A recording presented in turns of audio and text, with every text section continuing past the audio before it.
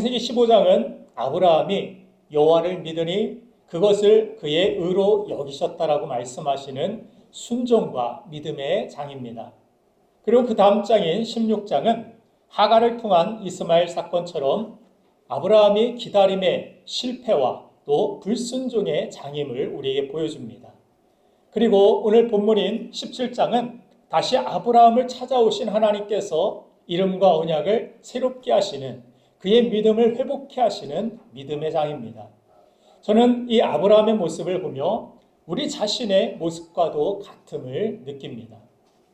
우리도 하나님의 택하심과 또 부르심에 감사하며 신앙생활을 시작했지만 때로는 삶의 형편과 타협하며 불순종의 선택들을 하며 살아갈 때가 있습니다. 창세기 16장 마지막 절인 16절에 보면은 아브라함이 이스마엘을 낳은 나이가 86세였더라 이렇게 기록하고 있습니다. 그리고 17장 1절 다음 장은 이렇게 시작합니다. 아브라함이 99세 때에 여호와께서 아브라함에게 나타나셨다 이렇게 말씀하고 있습니다. 이 한 절 차이, 정말 이 한 절 차이 안에 계산해 보면은 몇 년입니까? 13년이 흘렀음을 우리가 알 수 있습니다. 하나님께서 이 17장과 16장 사이에 이 모든 기록들을 의도적으로 저는 뺐다라고 생각을 합니다. 13년의 아브라함의 세월이 다 빠져있는 이 모습은 한마디로 13년 동안 아브라함은 믿음의 휴면 상태였다라고 성경은 말씀하고 있는 것입니다. 하나님은 그의 13년을 의도적으로 성경에서 빼시면서 약속을 붙들지 않고 하나님의 택한 백성들이 살아가게 될 때, 편법으로 세상의 방식으로 이 인생을 살아가게 될 때 이스마엘에게 만족했던 그 시간은 값어치가 없는, 의미 없는 시간이었다라고 성경은 말씀하고 있는 것입니다.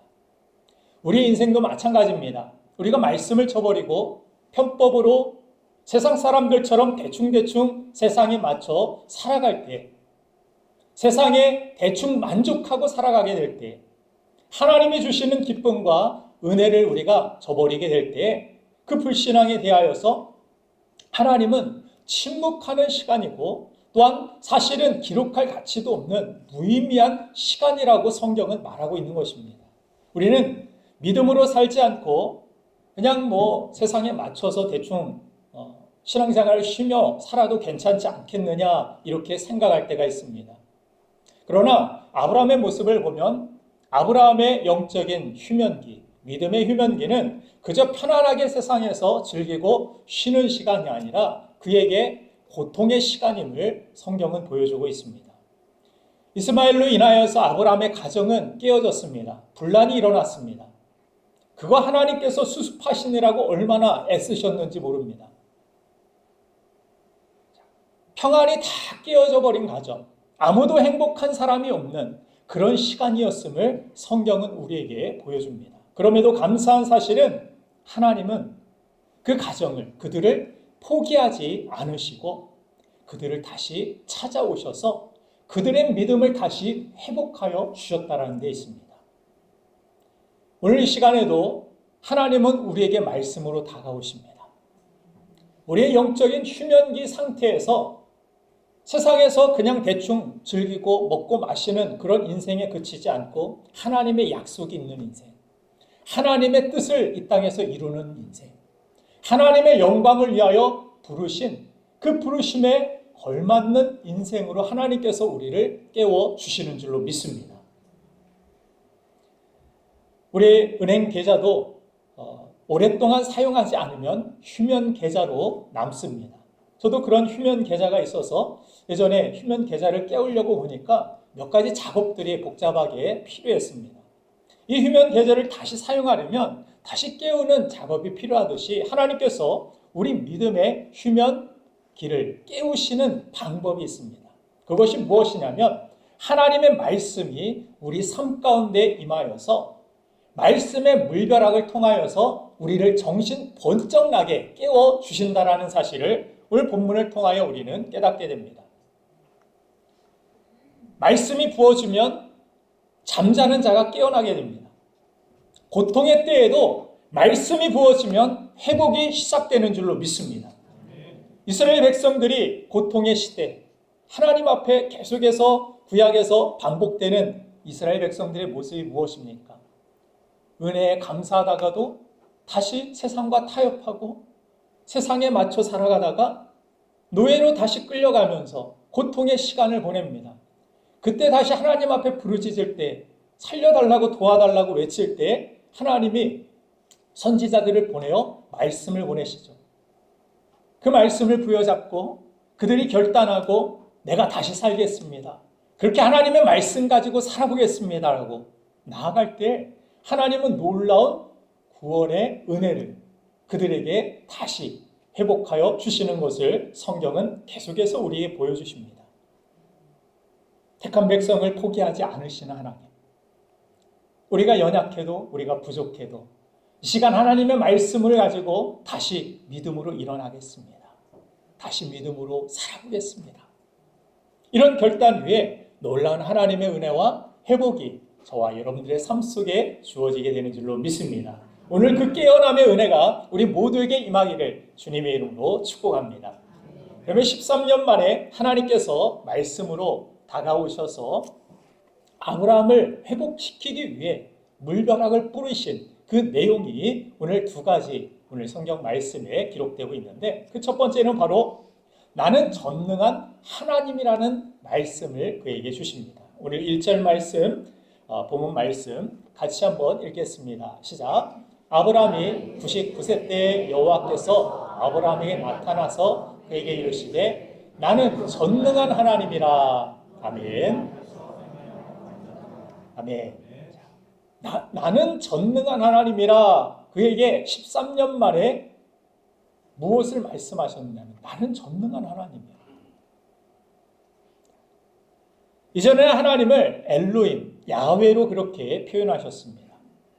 여기서 처음으로 히브리어 엘샤다이라는 하나님의 이름을 표현하고 있는 것을 성경 원문을 통하여서 확인해 볼 수 있습니다. 엘샤다이라는 것은 그 의미가 전능하신 하나님, 불가능한 일이 없는 하나님이라는 것을 나타내고 있습니다. 전능하신 하나님. 로마서 4장 17절 말씀을 보면 아브라함의 믿음을 이렇게 표현하는 것을 볼 수 있습니다. 같이 읽겠습니다. 시작.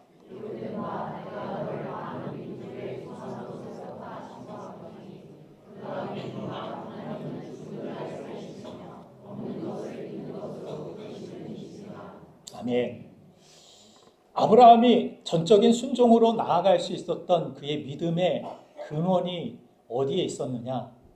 나는 전능하신 하나님을 믿습니다. 특별히 이 로마서 4장 17절의 이 말씀은 그가 이후에 자기의 아들을 100세가 되어 낳은 아들을 하나님 앞에 모리아산에 제단 제물로 드리는 모습, 그 순종의 모습이 어디에 있었느냐? 왜 자신의 아들까지도 하나님의 부르심에 그냥 정적으로 순종하고 왜냐고 따져 묻지도 않고 그저 따랐던 이유를 하나님은 죽은 자도 살리시는 전능하신 하나님이심을 믿었기 때문에, 나에게 가장 좋은 것을 주시는 하나님이심을 믿었기 때문에, 내가 하나님 앞에 예배하고 헌신하고 예물을 드리고 이 모든 것들이 그냥 우리의 인생의 마이너스가 아니라 전능하신 하나님은 이 모든 것들 나에게 더 귀한 것으로 축복하시는 하나님, 전능하신 하나님이심을 믿었기 때문이라는 사실, 이것이 진정한 믿음이라는 사실을 우리에게 알려주고 있는 것입니다.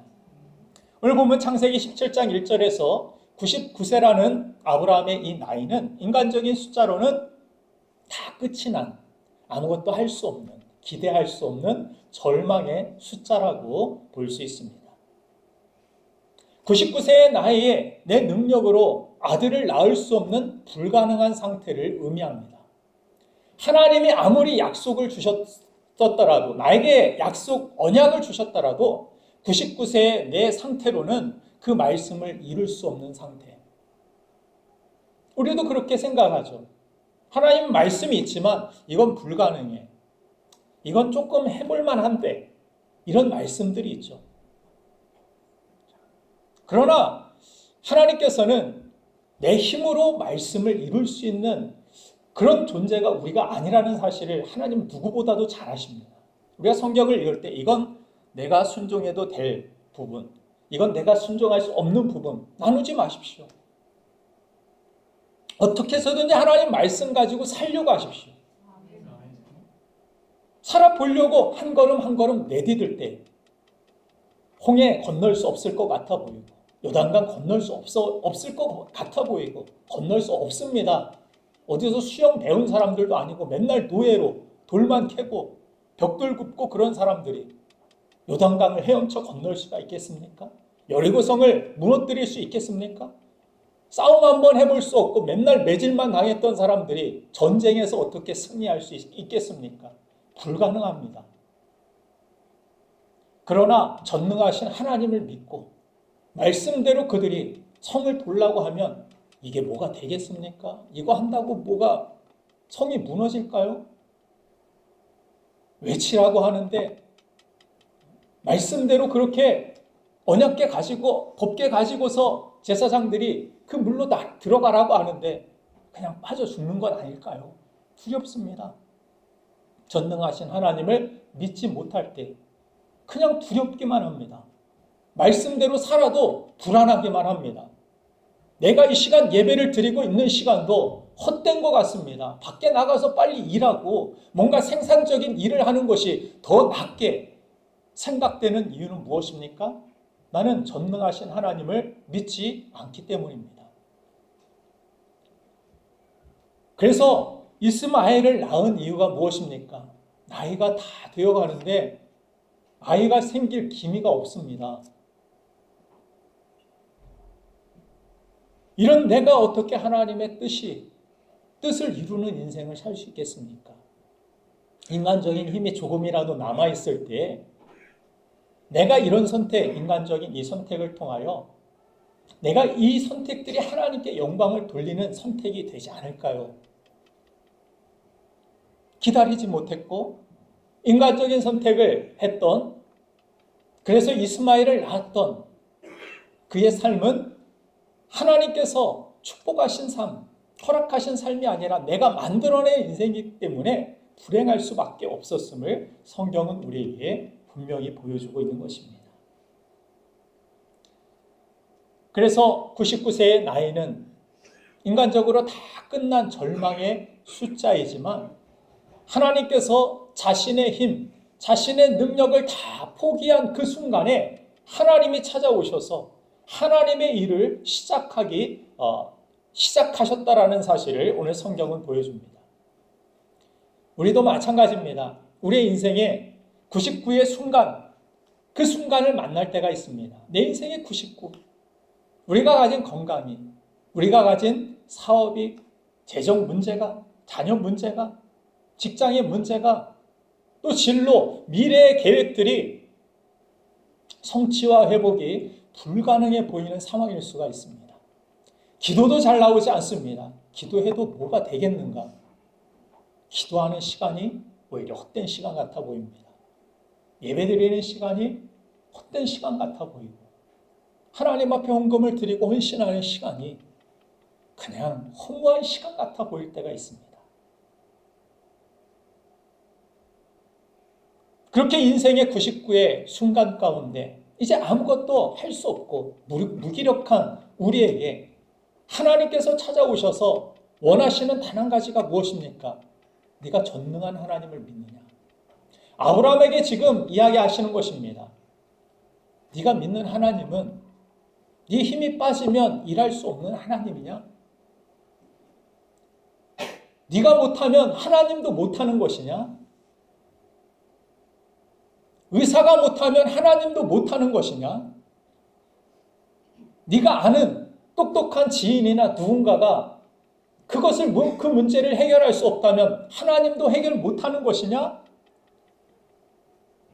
여러분들의 하나님은 어떤 하나님이십니까? 나의 하나님은 어떤 하나님으로 고백하고 살고 계십니까?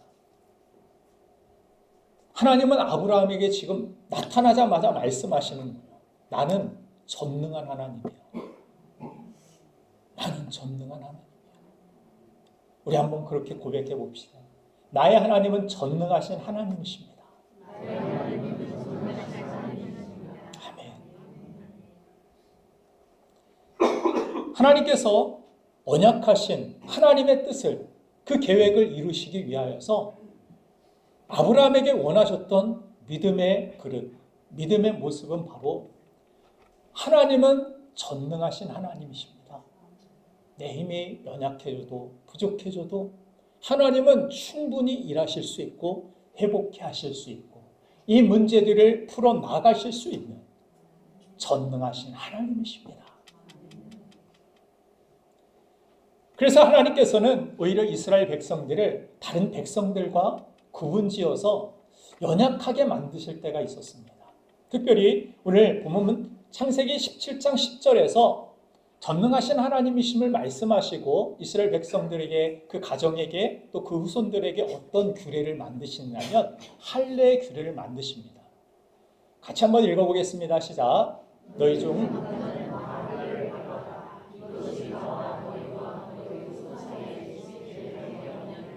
아멘. 그런데 하나님께서 어떻게 보면 참 타이밍도, 하나님께 이런 말씀 드리면 죄송스럽지만 고약하십니다. 전쟁이 바로 코앞에 닥쳐 있는데 하나님께서 너희 할례 받지 않은 사람들 다 광야에 나가서 할례 받고 와. 할례 받으신 분들 아시겠죠? 할례 받고 전쟁에 더해 나가가지고 막 싸움을 할 수 있습니까? 자기 혼자 서 있기도 힘듭니다. 전쟁을 코앞에 두고 하나님께서 너희 할례부터 받고 와. 무슨 이야기입니까? 전쟁에 이기고 지는 것이 너희의 기술, 너희의 능력, 너희의 계획이 아니야. 너희가 광야에서 지금까지 살아남을 수 있었던 거 너희 힘이라고 착각하지 마.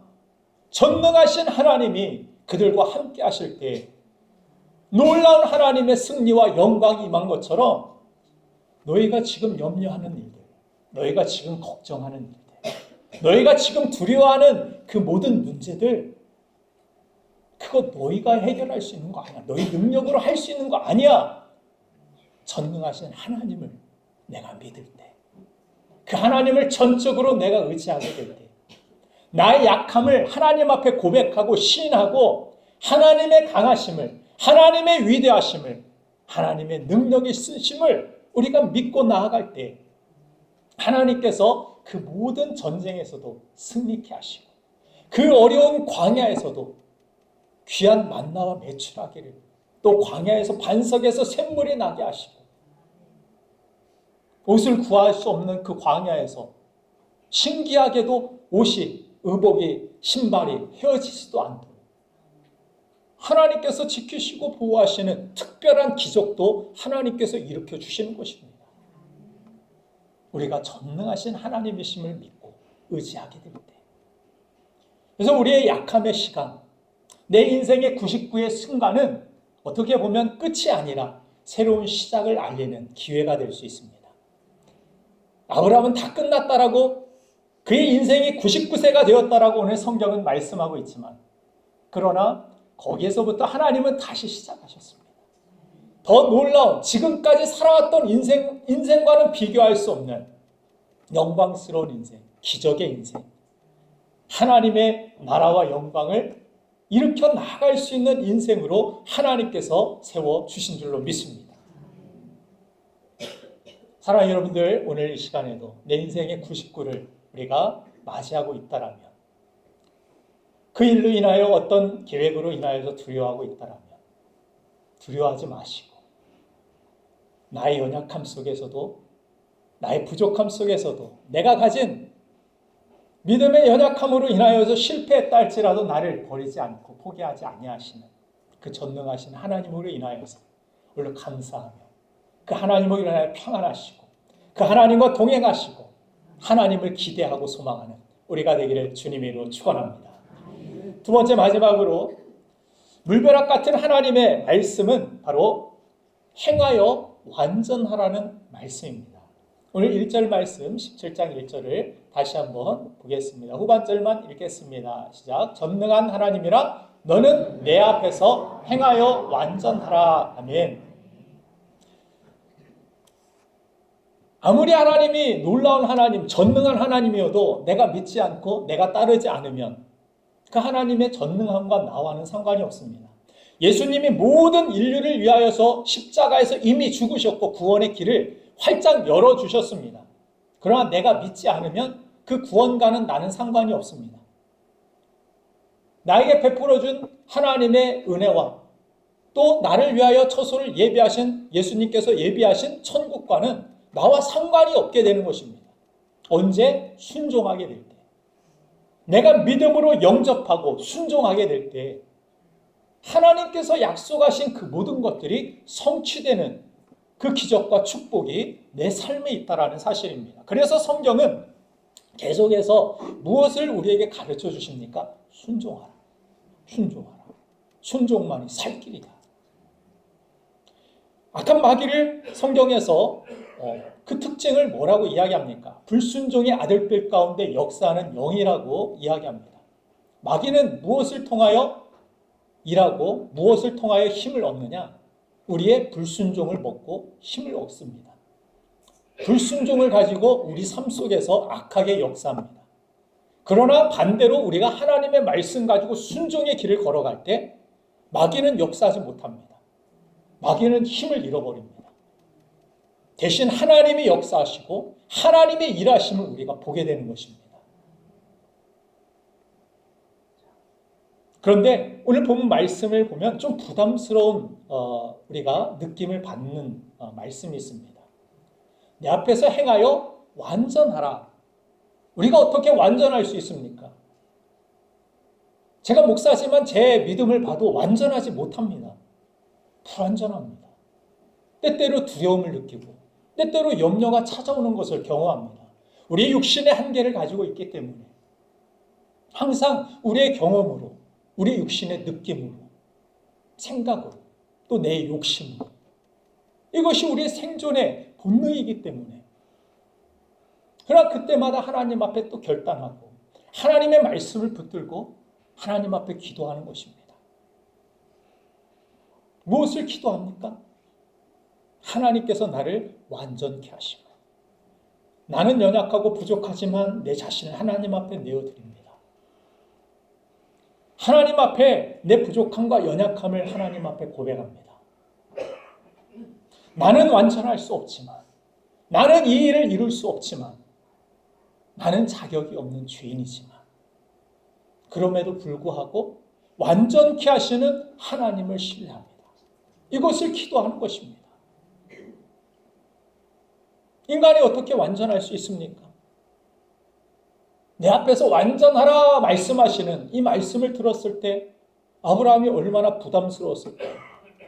13년 동안 그냥 믿음으로 산 것도 아니고 하나님의 약속을, 하나님의 능력을 의심하고 내가 행하는 것이 오히려 더 빠른 길이라고 생각하면서 그것이 더 확실하다라고 생각하면서 그런 불신앙의 선택들을 하며 살아왔는데 내 앞에서 완전하라 하나님께서 말씀하시자 내가 여태까지 이렇게 부족하게 살았는데 내가 어떻게 갑자기 또 완전하게 살 수 있겠습니까? 라는 부담감이 들었을 수 있습니다.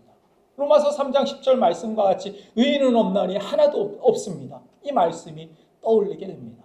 그런데 이 말씀은 무엇입니까? 명령이라기보다 약속에 가깝습니다. 약속. 완전하라는 이 히브리어 성경 원어를 보면은 타밈이라는 그런 단어로 쓰입니다. 이 의미는 하나님의 능력을 경험할 준비가 되다라는 그런 뜻입니다. 다른 말로 하나님이 일하실 그릇을 만든다라는 뜻입니다. 이 그릇이 어떻게 만들어지느냐? 우리가 행할 때 순종으로 하나님께서 예비하신 또 성취하실 그런 축복들과 기적들이 담겨지게 된다라는 말씀입니다. 그래서 성경을 보면 항상 말씀을 주시고 이해할 수 없는데 이 상황에 이 말씀을 하라, 말씀을 지키라고 이 형편에 내가 하나님의 말씀에 순종하라고 그렇게 헌신하라고 이해할 수 없는 타이밍에 하나님께서 자꾸 말씀하실 때가 성경의 곳곳에 너무나도 많이 등장하죠. 그런데 반신반의하면서 에라 모르겠다 했는지 모르겠지만 그 말씀 붙들고 나아갔을 때 무엇이 있었죠? 순종했을 때 기적이 있었습니다. 예수님께서 이 땅에서 행하신 첫 번째 기적은 가나 혼인 잔치에서의 기적이었습니다. 물이 포도주로 바뀌죠. 그리고 나서 성경이 덧붙이면서 어떤 설명을 합니까? 부연 설명으로 물 떠온 하인들은 그 기적이 어떻게 일어났는지를 알더라. 순종한 사람만 예수님께서 어떤 기적을 행하시는지, 내 삶에 어떤 기적과 능력을, 축복을 행하시는지를 알더라고 성경은 말씀합니다. 물 떠오면서 무슨 생각했을까? 지금 물 먹이려고? 지금 가뜩이나 잔치에 포도주가 떨어져가지고 사람들 집에 갈까 말까 막 아우성치고 막 준비된 게 이것밖에 없느냐고 불평 나오게 생긴 그 상황에 예수님이 하인들 물 떠와. 지금 물이 필요한 시간이 아니라 어디 동네에 가든 이웃에 가든 알아보면서 포도주 구해야 됩니다. 내가 원하는 건 지금 포도주인데 예수님은 나보고 물 떠오라고 포도주와는 상관없는 명령을 주십니다. 말씀을 주십니다. 그런데 묵묵히 내 생각을 접어두고 그 물을 하인들이 예수님께 가져왔을 때 물이 이전보다 더 맛난 포도주로 변화되는 기적을 경험하게 됩니다. 그냥 먹는 사람들은 몰랐습니다. 어디서 그냥 창고에서 숨겨둔 포도주 가져준 줄 알았죠. 예수님이 그런 분인 줄, 이 놀라운 물질의 근원까지도 바꾸실 수 있는 전능하신 하나님이신 줄 순종한 사람들만 알았다라고 성경은 말씀하고 있는 것입니다. 그래서 말씀 주시고 순종, 그 다음에 기적, 그 다음에 전능하신 하나님을 경험하는 이 패턴이 성경에 계속하여서 우리에게 보여주는 패턴입니다. 여러분들 이 패턴을 벗어나지 않기를 원합니다. 이 패턴을 벗어나면 13년이라는 시간이 그냥 허비하게 됩니다. 방황하게 됩니다. 이스라엘 백성은 40년 동안 광야에서 돌게 됩니다. 이 순종을 배우지 않았을 때. 그래서 하나님 앞에 이 그릇을 하나님께서 만드셔야 되는데 말씀하시는 거예요.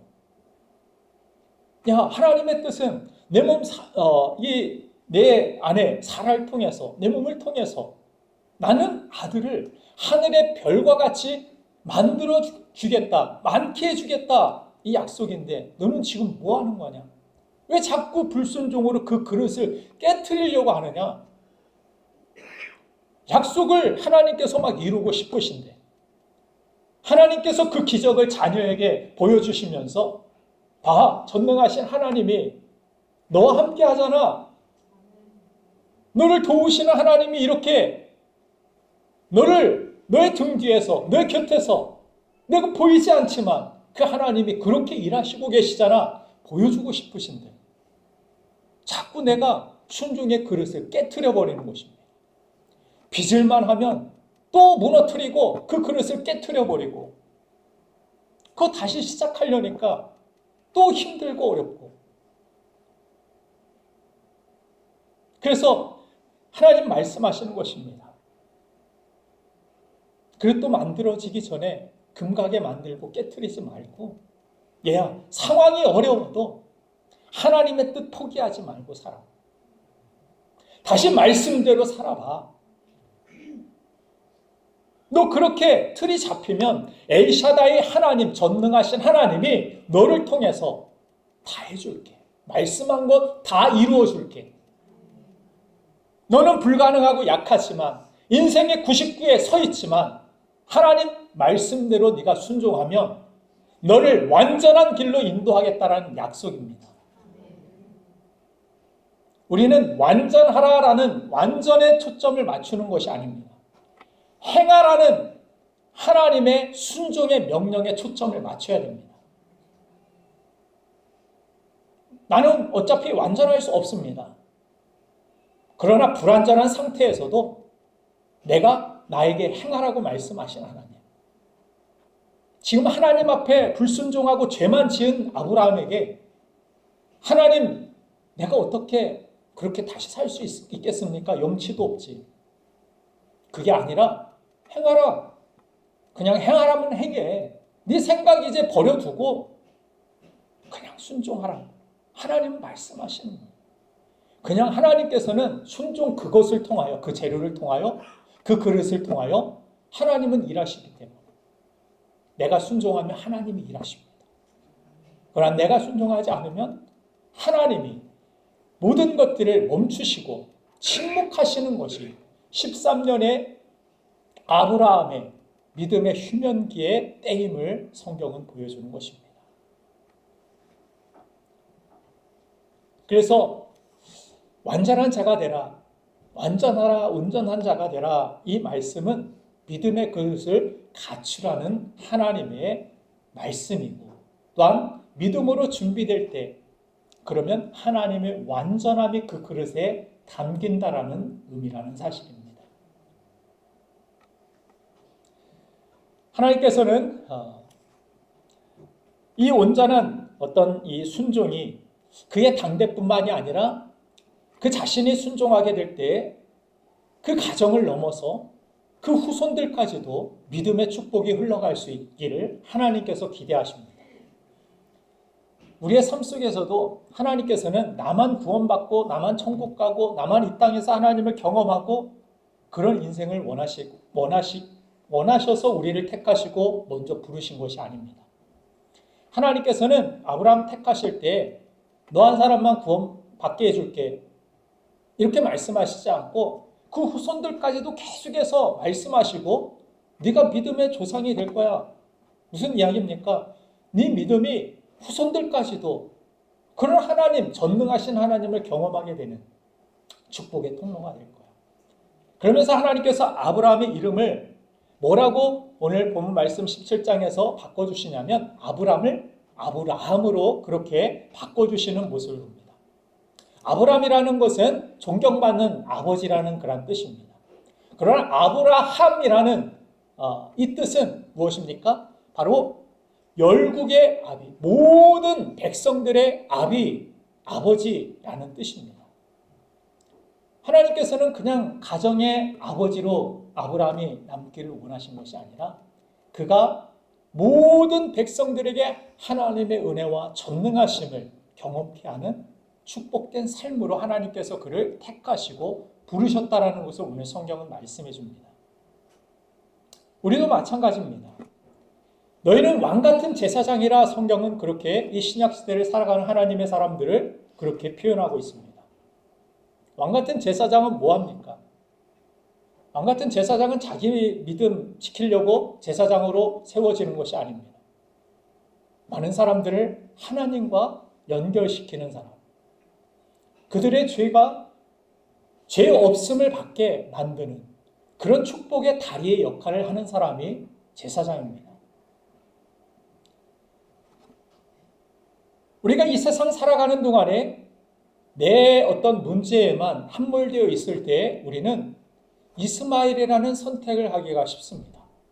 그러나 하나님의 비전, 하나님의 계획에 그것이 나에게 있음을 우리가 알고 그 계획을 바라보고 예수님이 마태복음 6장 33절에서 너희는 먼저 그의 나라와 의를 구하라. 그리하면 이 모든 것을 너에게 더하시리라 약속하신 것은 먼저 우리가 내 문제, 내 상황, 내가 어떻게 먹고 살까? 맨날 내가 문제 이게 아니라 하나님의 뜻은 무엇이지?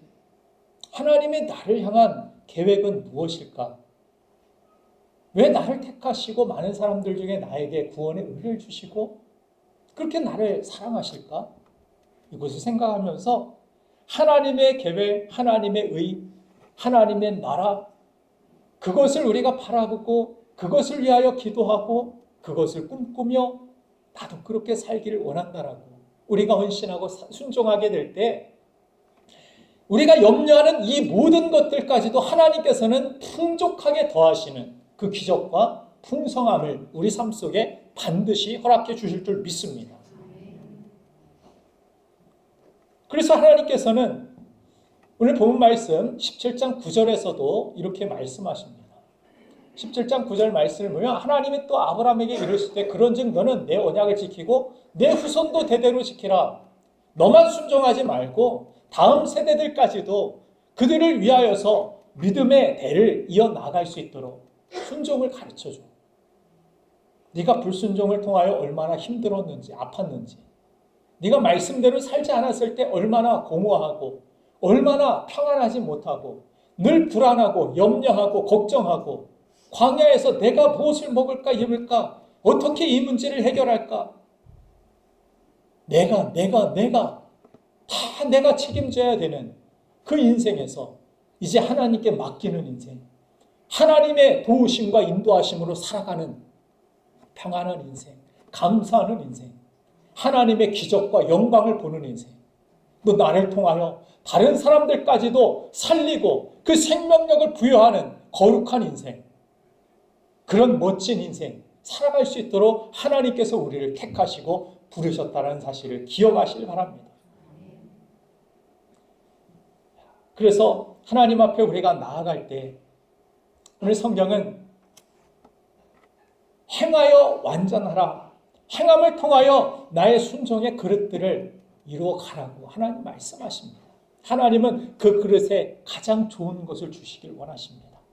가장 완전한 것을 담아 주실 줄로 믿습니다. 그렇기 때문에 오히려 순종은 부담이 아니라 축복이고 하나님의 약속으로 우리가 믿어야 합니다. 믿음으로 순종하십시오.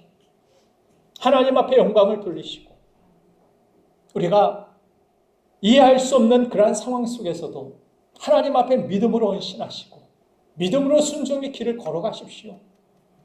지나고 나면 더 귀한 것들로 나 인생을 그렇게 채우시고 담아주셨구나.